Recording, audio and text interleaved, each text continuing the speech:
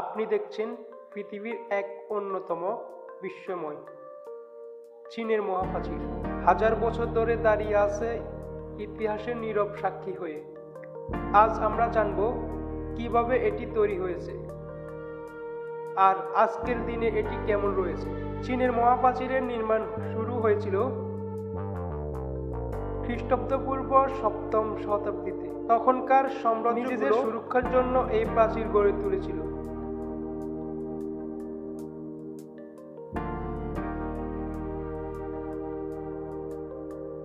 কিন্তু এটি সবচেয়ে বিখ্যাত হয় যখন প্রথম স্মার্ট কিং সুং হুয়ান সাম্রাজ্যের সব প্রাচীন একত্রিত করে বিশাল এক প্রতিরক্ষা ব্যূহ তৈরি করেন।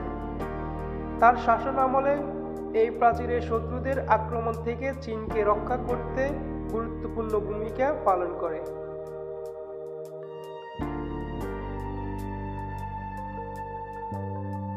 এই প্রাচীর নির্মাণ করতে ব্যবহৃত হয়েছিল মাটি, পাথর এবং কাঠ। লক্ষ লক্ষ শ্রমিকের অক্লান্ত পরিশ্রমে চীনের এই প্রাচীর ধীরে ধীরে তৈরি হয়েছিল, কিন্তু কাজ ছিল অত্যন্ত কঠিন।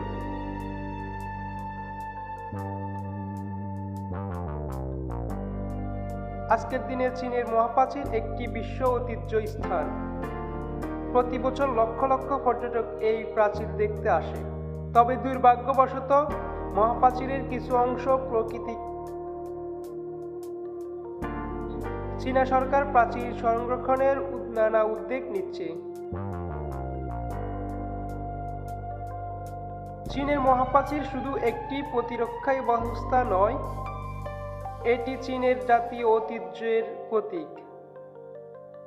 চীনের শক্তি, প্রতিরোধ ক্ষমতা এবং ঐক্যের প্রতিচ্ছবি এটি।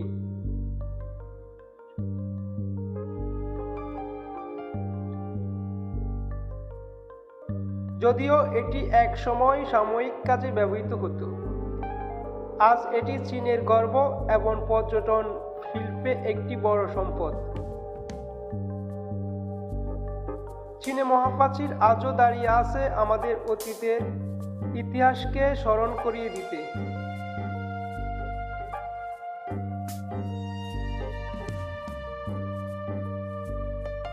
সমগ্র বিশ্বের জন্য এটি ইতিহাসের স্তম্ভ। আপনি যদি মহাপ্রাচীরের কিছু অংশে উপরে ছোট ছোট গ্রাম বা বসতি স্থাপন করা হয়েছে।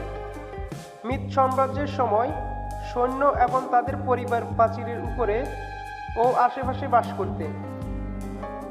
এর ফলে প্রাচীর শুধু প্রতিরক্ষা কাঠামো নয়, এটি জীবন্ত কমিউনিটির অংশই ছিল। এটি আসলে অনেকগুলো পৃথক প্রাচীর এবং দুর্গের জাল। অনেক সময় স্থানীয় শাসকেরা নিজেদের অঞ্চলের প্রতিরক্ষার জন্য নির্দিষ্ট প্রাচীর তৈরি করতেন, যা পরে বৃহত্তর মহাপ্রাচীরের সাথে যুক্ত হয়ে যায়।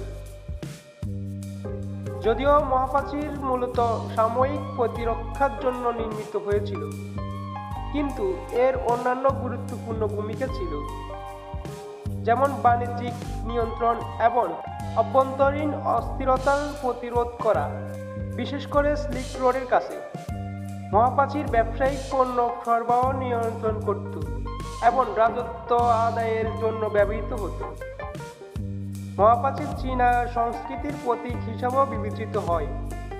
এটি চীনা সাহিত্যে, চিত্রকলায় এবং লোককাহিনীতে বিশেষ স্থান অধিকার করে আছে। মহাপ্রাচীর চীনের শক্তি, একতা এবং সুরক্ষার প্রতীক হিসাবেও পরিচিত।